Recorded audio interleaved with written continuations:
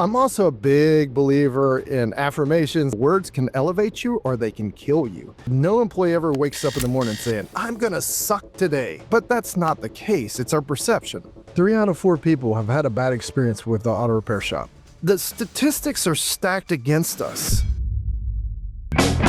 Welcome to the Gain Traction Podcast, the official podcast for tire business. I am Mike Edge, your host, and I have the privilege of interviewing the tire dealers, shop owners, counter sales reps, technicians, industry executives, and other thought leaders of our industry. This episode is brought to you by Tread Partners. Tread Partners is the leading digital marketing agency that specializes in digital marketing for multi-location tire and auto repair shops. Tread Partners works with clients that have hundreds of locations down to 5 locations. Get a professional, unbiased opinion and let Tread Partners review what you're doing. It starts with a simple conversation. To contact Tread Partners, visit treadpartners.com. So let's get started.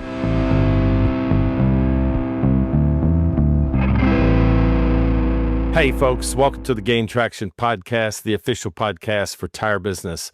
Today's guest is Chris Cloutier, who owner of Golden Rule Auto Care with 2 shops in Dallas, Texas, and he's also the founder of AutoFlow, which we're going to get into a little bit as well. Chris, welcome to the Gain Traction Podcast. Thanks for having me, Mike. This is exciting.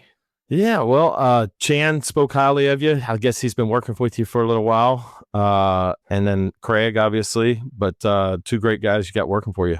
They're great guys, and I'm surprised they spoke kindly about me. That makes me feel good when your employees behind your back say good things, right? Well, here's the thing. I keep I keep an email list of all my previous guests, and once in a while I send out there like, anybody got a good recommendation, because they understand the podcast, they know the format, and they know my personality. And Chan replied back like within seconds and said, "Yeah, I got a great one for you." He said, "My boss, Chris Cloutier," and I said, "All right, let's get him on here." So that's how this came to be. That's awesome. I will never shy away from giving somebody my opinion or my story. And those guys know that, right? Catch me in a karaoke bar too, Mike, and I'll tear it up, dude. People say, "Why does your background look like?" I say, "My background looks like this because this is me, right? There's music stuff everywhere. People want to know what's in my mind." I'm like, this is my mind. Like, this isn't generated. This is all Chris. If you want to know, there's nothing clean about it. Yeah, it's pure distraction. Yeah. Well, you've done something right, because you're successful with 2 shops and then AutoFlow, and I think AutoFlow is a cool topic. But I always ask my guests. I say always, but a lot of times I'll ask them because I think it kind of gives a clue into who they are.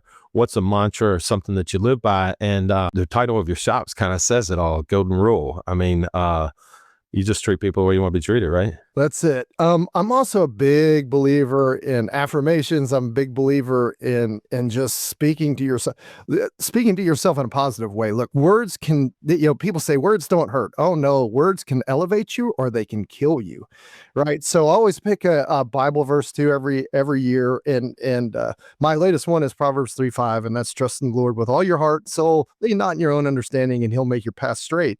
Right. And as an entrepreneur, we need guidance, because, man, we can go down all kinds of paths that lead to destruction and death and bad ends. And I'm going to tell you this, like, when I listen to the Lord, usually it ends in a good way. And when I don't, and I go my own way, sometimes it's the lesson I need to learn, and I gain a lot of wisdom from it, but it hurts.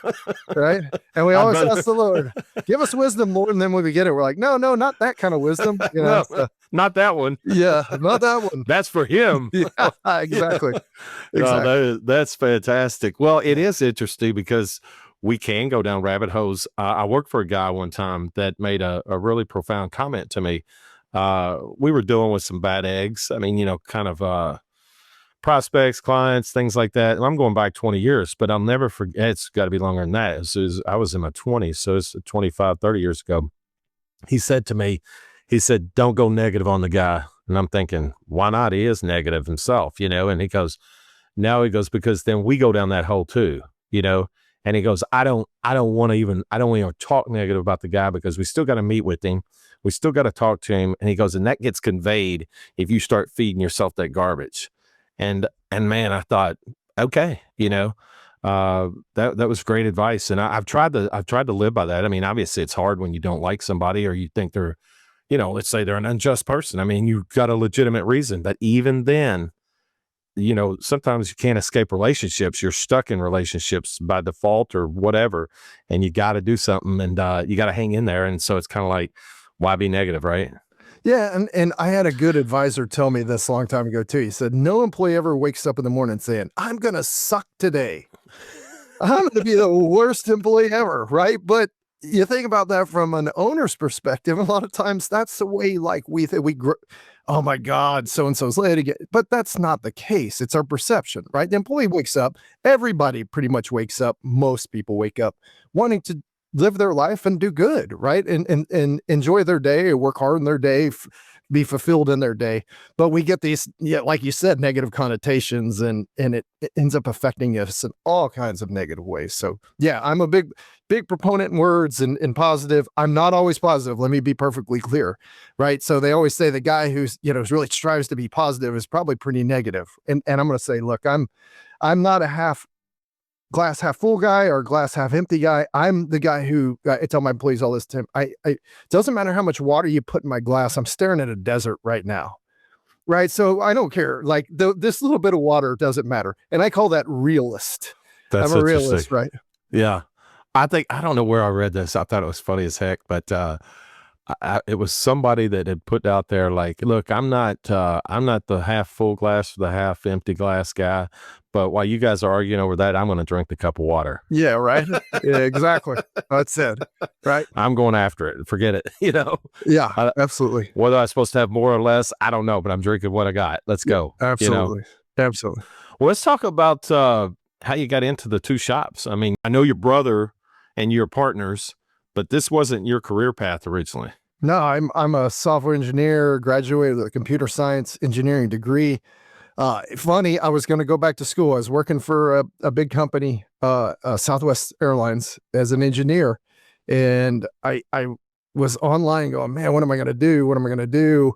Looking at MBAs, and sure enough, the story is true as it could be. I was on Craigslist and saw an auto repair shop right around the corner from my brother for $75,000, and I'm like, man, we always talked about buying our brother an auto repair shop and how great it would be because we get our cars fixed by somebody who's actually going to fix them. Because wherever our brother went, we would take our cars there, right? And I'm like, well, there's this idea in the family that we could start our own repair shop and have our brother work there. And sure enough, I'm like, hey, let's go into business. And, it's funny. He tells the story. He's praying to the Lord, like, Lord, I don't want to do this, but whatever Chris says, we'll do. And then I'm like, Lord, if this is what you want me to do, I'm just going to do it. And we come together and sit down in the last meeting before we make the decision. And he's sitting there going, oh, please, no. And I'm like, all right, let's do it. And he's like, okay, let's do it. And changed our lives, right, for the better. So yeah. Now 2 auto repair shops and a software company. Software was built inside the auto repair shops, right? It was all built out of need for transparency and communication with our customers. Because being on the other side of the coin for so many years and just hating the fact that when you drop off your car, it just became this black hole. You just had no idea. And then when you get on the other side and you own a repair shop, you're like, oh, I know why it becomes because you realize like cars just get lost. Yeah. It's chaos sometimes. And it's hard to communicate with people constantly throughout the day. Yeah. So you guys created AutoFlow to do that, to at least create some touch points throughout the day that says, hey, here's where we are with your car. That's it. It's all based on 10, 12, and 2. And it was old training philosophy of, hey, make sure you're contacting your customers these hours every day. And then they'll feel satisfied with the fact they're being communicated with. The problem is the day just flies by when you're busy and balls get dropped. Craig has this great slideshow, and it's like 35 tiles of what a service writer is supposed to do throughout a day. And it's wonderful. Everything from scheduling to, billing out customers to making sure the part's here and then he goes the next screen and it's like 5 of the 35. And it's like, this is what the service advisor reverts to when you're busy. And that's the truth, right? So how can we leverage technology to help fill in some of these gaps? And that was it. Like early on, I'm like, hey, we can help leverage technology to fill in some of this communication gap because not everybody wants a phone call. And I say this joke all the time. Like I could text my wife, I love you every morning. And she was okay with that. And it saved me a 5-minute long conversation with her. Right. So why can't I text my customer, Hey, your car's ready for pickup. Hey, we're working on it right now, right? They don't need to know the details. They just need to know that we care, like my You know wife. what? Every guy out there understands what you just meant right there. That is fantastic. Or every married man, Yeah. let's just say that, because that's all you're doing. Your affirmation. You said you're an affirmation guy. You know, you're offering affirmation, but you just cut off 4+ minutes. You know, you to pick up your phone. You said I love you. Just let her know that you care, There you and go. There you go. There you go. efficiency. Well, but you translate that to translate that to AutoFlow Yeah. and the way the way you guys communicate.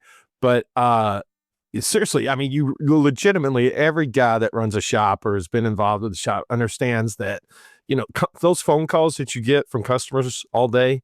Hey, how's my car? Hey, what's boy, those are time eaters, man. And then it's not just one. And then every one of those calls, and every guy experiences this. They're sitting there thinking, I don't know, I gotta go check, and so then you got more time involved, because you got so many coming in and out. You're just, like you said, they get lost, and your system, it just helps with communication and makes the process work, man. And using technology. That's it. And I always tell shop owners, like, I'm a shop owner, right? The only reason I solved this problem is because I had the background in technology. I first looked for tools. I didn't find anything that fit my needs. I built it. A long time back, before I got in auto repair, I had a boss, and I worked for Wyndham International, which was a hotel chain, and we built this whole point system. And this is back before reward system became super popular. Early day reward systems. You got so high on the thing, like you could get a fluffy pillow, you could get a cup of coffee in your room waiting for you, things like that. And he said, Chris, have you ever gone to the hotel and experienced like what the customer and what the front desk experiences? Have you? And I'm like, no, I'm not going to sit on the front counter and like watch the interactions. I have better things to do on my Friday and Saturday night. I was playing a rock band, so I'm like, I'm going to go play in the rock band. And he's like, well, you're never going to be a good engineer until you understand the problem you're solving for. And I thought, okay, let me just tuck that away in the back of my mind. And then sure enough, when I got the auto repair shop, I'm like, holy crap, like I understand that now. I understand the problem I'm solving for. I understand the pain that shop owners feel, because it's not like we want to not keep our customers informed. It's just we get buried and busy. And so these other things fall by the wayside. And then, so once again, how can we leverage technology as well as touch? I think touch is super important. Mike, you want to make the relationship with the customer. You want to know about their wife and kids. You want to know about how long they're going to keep that car. But then, like we just said, like the "I love you" text your wife, that text of, "Hey, we're looking at your car right now," just saved your guy the phone call of, "Hey, have you started looking at my car right now? Do you got anything? Because now you're probably putting them on hold. You're going out to find out if somebody started on it. Well, and you probably know this too. There's a management of emotions right there, right? So you don't know who you're dealing with. So all of a sudden, instead of just the text to let them know it's okay, now you got to bring somebody up or down and based on their emotions. And then the next caller's different, Yeah. And then as a counter sales guy, you're just up and down emotionally because you're dealing with so many, personality. But You touched on something that I know about myself, and it's interesting. I cannot stand poor communication, and what I mean by poor communication is if I'm playing pitch and catch with you in communication, and I've thrown the ball to you, and I'm waiting for a response, and then it goes into that dark hole. Man, my brain can go into all kinds of scenarios of bad stuff, right? Like, and that's just not the case most of the time. But the fact that they're not doing their job of communicating back to me, whether it's in the car sector of the world or anything else, it's amazing how much a touch point of communication, like, here's another one. And Chan used this example, but just the way Domino's, when you order your pizza, if I got a house full of people, I don't want to worry about when is this damn thing coming, and then all of a sudden I get that touch point. Your pizza will be there in 15 minutes. Fine. Hey, everybody get ready. Pizza will be here in 15 minutes. You know what I'm saying? Get the kids or whatever, and it's just, man, it means so much, but especially when it's usually, the car is the second biggest investment in your, in your life. And so you're sitting there and for most people, they're sitting there just worried about it. They got to have it, And if you just sit in the dark and you're just twiddling your thumbs, you're wondering, should I call them? What's up with my car? I don't know. I hadn't heard from them in 6 hours. Am I picking it up today? I don't even know that. I got to get a ride, whatever. 3 out of 4 people have had a bad experience with the auto repair shop. That's amazing. So the statistics are stacked against us, right? It's a push environment. It's a negative sales environment. Probably already been screwed by another shop, or somebody's been screwed by another shop. So you're absolutely right, Mike. Add that on top of man, I just dropped it off a couple hours ago and I know nothing. So then you're like, oh crap, are they doing stuff they shouldn't be doing? Are they, oh my God, here's another shop that's going to screw me over. Like all the negative starts creeping in. Yeah. And then the defense mechanisms start coming up. They get bristled, right? And then and they're ready for a fight. Yeah. Hey, you guys used to be called AutoText, right? Yes, correct. Which says a lot about what you were trying to do, but what made you change the name? Well, over the years, we've just added on a lot more to that initial workflow piece. We've added on digital inspection, digital work orders, digital quality control. We now do scheduling up front. We now do CRM in the back. So we kind of do before the visit, during the visit, and after the visit. And so AutoTextMe, everybody's like, you guys text? And we're like, oh, we do a whole lot more. And so AutoFlow just became more encompassing of what we do, right? This flow of the shop, this customer communication. And that's, and the funny story with that, Mike, is AutoTextMe a couple of years ago is when we, actually it's been 12 years, but about 5 or 6 years ago, I tried to switch to AutoFlow. Somebody else had owned the name in another space, because everybody owns the name to everything in the space. And I thought it was far enough away. And my lawyer's like, Chris, don't switch the name until we get the trademark. And I'm like, don't worry about it. And then sure enough, I get a cease and desist letter and I'm like, crap, I got to switch back to AutoTextMe from AutoFlow. But I had bought the domain and the domain was super expensive. I'm talking tens of thousands of dollars. Oh gosh. I mean, I can tell the story now because I went and bought the trademark from the guy who owned it. A couple of years later, I'm like, hey, I don't see your product on the market. Would you sell me the trademark? And the guy's like, you know what, I will. And he's like, make me an offer. And I'm like, nope, you tell me how much you want to buy it for. And he's like, a couple $1,000. And I'm like, sold. Like I done it, right? So I was able to go back to AutoFlow, just a good encompassing name of, once again, all the tools that we provide, right? Yeah. It's funny how you get stuck on a name and once you want it, you can just you can't have anything else. It's weird, but I know what you mean. And then you go out there to one of the sites to buy a domain name and then oh no, what's going to take to get that one, and then right. I love how I think it's GoDaddy over the years, because I bought domain names just like everybody. I wish I would have bought them earlier. Like, oh yeah, sure. We all do, right? But it's so funny when you find those premium names and they know them to be premium names. They're no longer the $12.99 names anymore. They price them, for you. Oh yeah, I'm sure AI is pricing it all in the background now too, right? So you're never ever going to get a cheap good URL ever again. It doesn't exactly. Yeah, I can't. You can't find one. I mean, unless you're going to take some obscure name and make it into a household name, which takes jillions of dollars and sheer luck. It just, yeah, that's crazy. And I can tell you in the early days, Mike, when we first started this in the auto repair shop, one of the best raving reviews I got was this lady came to our shop, never been there before. And, she gets the text message updates, she gets the inspection, all this stuff. And she comes back and I just happen to be there. I don't spend a lot of time at the shops. I spend once a week. I try to go to both. And she's at the counter and she's like, my God, this is the most amazing experience I've ever had. She goes, no offense. You have this little hole in the wall shop in Rowlett, Texas. And that's the best communication I've ever experienced in my life. She goes, I just sent a tablet into Samsung with a warranty. And she goes, and it's been there for weeks. And she goes, and I have no idea what's happening with this tablet. She goes, there's been zero communication. Like, I can't call anybody to find out, are you replacing it? Is it a part? Is anything? She goes, my God, the world has something to learn about this type of communication. And it's funny, since then, if you look, Mike, like if you go to Panera Bread, now they have this digital work board on it's one of my favorite places to go eat with my family. Panera Bread, they have this workflow board on their wall, and it shows you when your food's in process and when it's ready. And it's simple because you don't have to sit there like, hey, what's going on? You go to hospitals now, you see the workflow and the board on the hospital. Amazon, they text you, hey, your package is going to be delivered between this time, and they send a picture when your package is in front of the door now. So think about how life has progressed now about this whole communication of push communication to us knowing that your life's busy. So the more you can keep us updated and communicate it, the better. But it doesn't have to be, once again, the 7-minute phone call or the 5-minute phone call. No.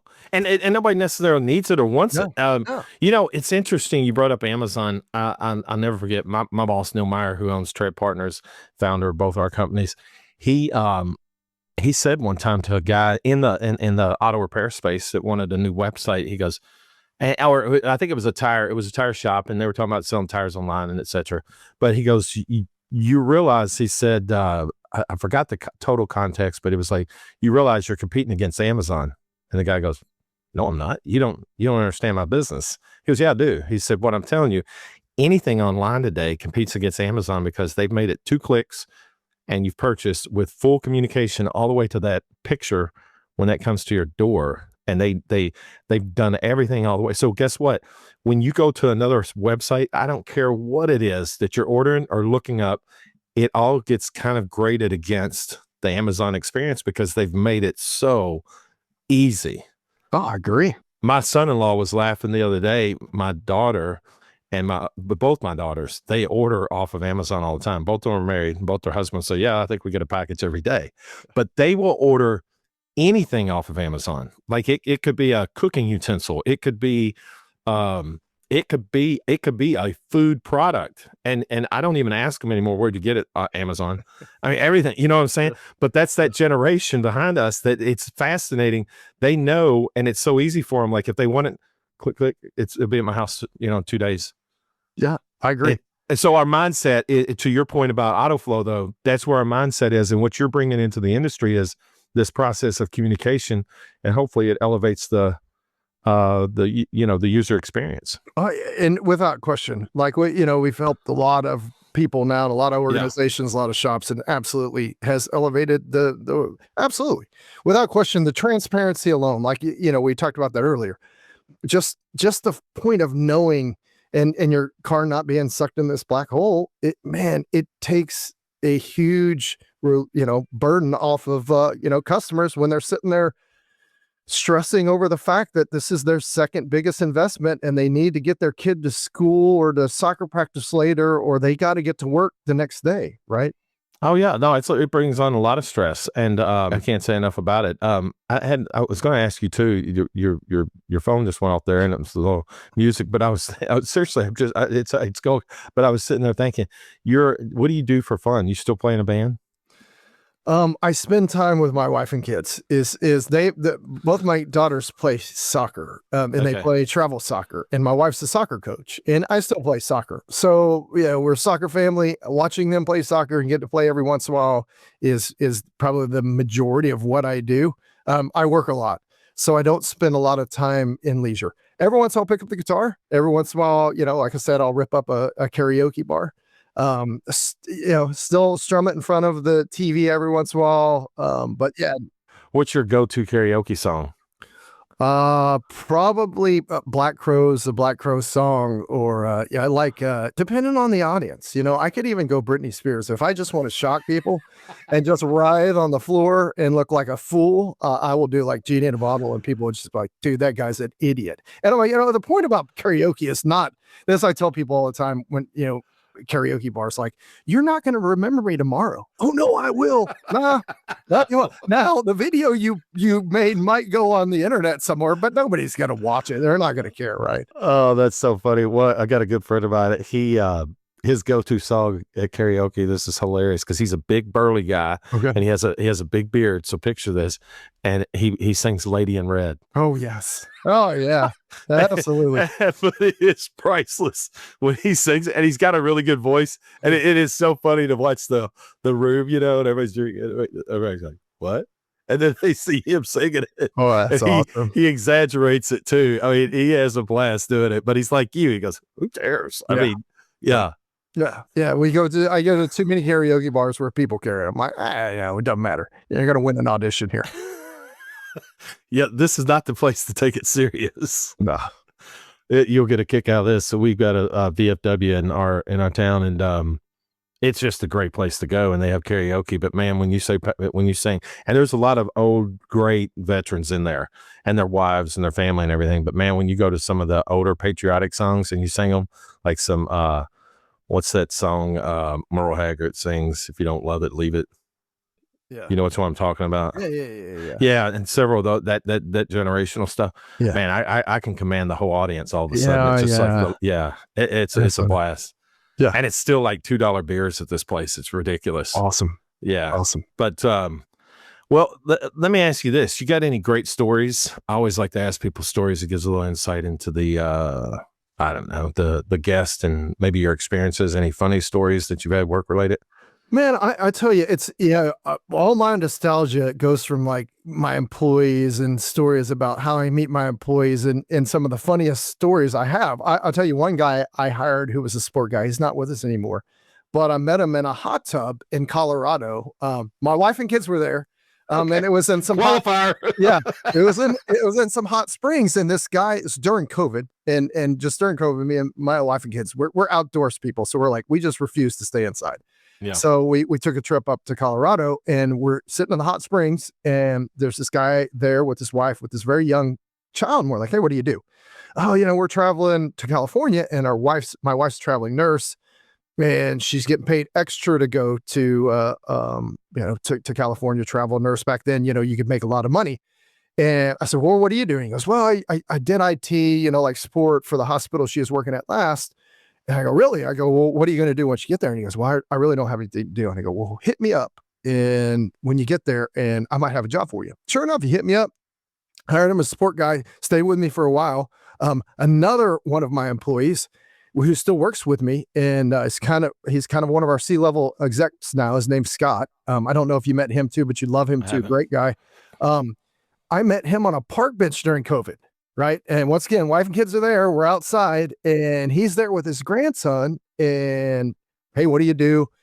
And he's like, yeah, it's boring. And I'm like, no, seriously. He goes, well, I'm not really working right now. My wife and I just moved back here from another part of Texas. And he goes, and I used to and I worked in auto repair and software.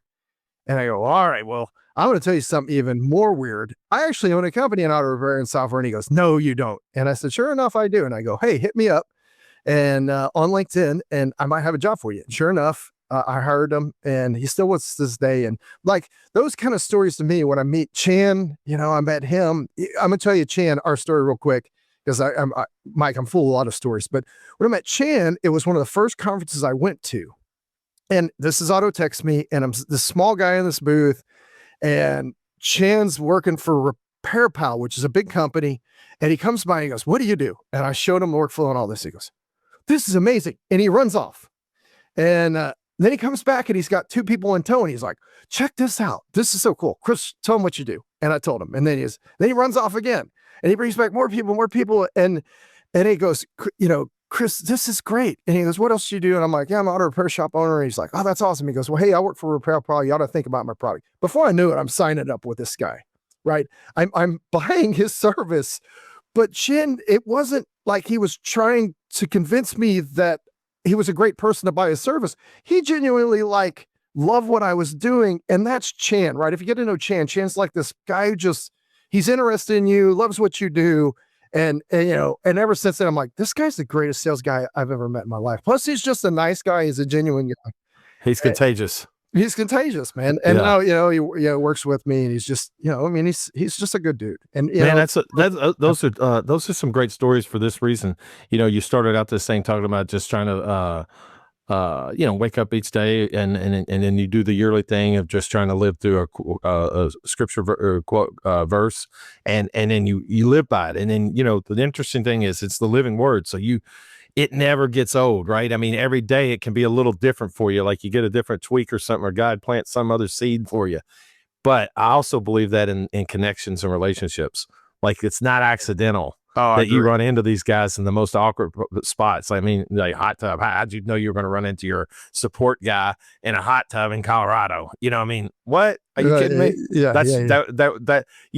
Because we got this formality in our head sometime, like I got to go find somebody and I'm going to hire them through this process or whatever. That God can make it real easy. Yeah, and since you mentioned Craig, I actually met at a conference. I met him at SEMA, and I was doing a panel, but then he was on this panel, and I just listened to his radio show with another podcaster, and I'm like, hey, I need to meet this guy because I like what he had to say, and of course he had long hair. He reminded me of Neil or Geddy Lee from Rush, and I'm like, dude, this guy's Geddy Lee. Like he didn't even know he's Geddy Lee. Probably, and I don't think Craig knew who Geddy Lee was until I told him, like, dude, is this band called Rush, right? Because maybe he did, maybe he did. But so we get to know each other, and he's working for one of my competitors at the time. And I'm like, I don't care. I just want to get to know this guy. So we meet and talk. And then fast forward, a couple weeks later, a month later, he's like, hey man, like, we start this late night conversation on LinkedIn and another conversation. And then, it didn't work out with the last company. It's like, hey man, what do you think about me coming to work for you? And I'm like, hell yeah, like totally. So you're right. Like here's one of my competitors who's working for my competitor, but I didn't care. Right. And like you said, God just put in my path. I'm like, man, I need to know this guy. So let me get to know him. So yeah, I totally agree with you. I think, right, just from entrepreneurial like wisdom, yeah, numbers matter, but man, I'll tell you what, your gut or the Holy Spirit, whatever you want to call it, or the dumb luck, like, and it's that gut. What is your gut telling you to do? And a lot of times when you trust that gut, it might go directly against the numbers. It might go directly against conventional wisdom, but man, it ends up playing out right in the long run. And it's usually the best, right? I mean, it just works. Well, I got to tell you, it's been a pleasure having you on here. You've been, I could probably talk to you all day. Absolutely. So come back and see us sometime. Yeah, Mike, it's been a pleasure. All right. And to all listeners out there, thanks for being part of the podcast. We love you. We'll see you next time. To all our listeners, thank you for being part of the Gain Traction podcast. We are grateful for you. If you'd like to find more podcasts like this, please visit gaintractionpodcast.com. If you'd like to make a guest recommendation, please email me at mike@treadpartners.com. This episode has been powered by Tread Partners, the leader in digital marketing for multi-location tire and auto repair shops. To learn more about Tread Partners, visit treadpartners.com.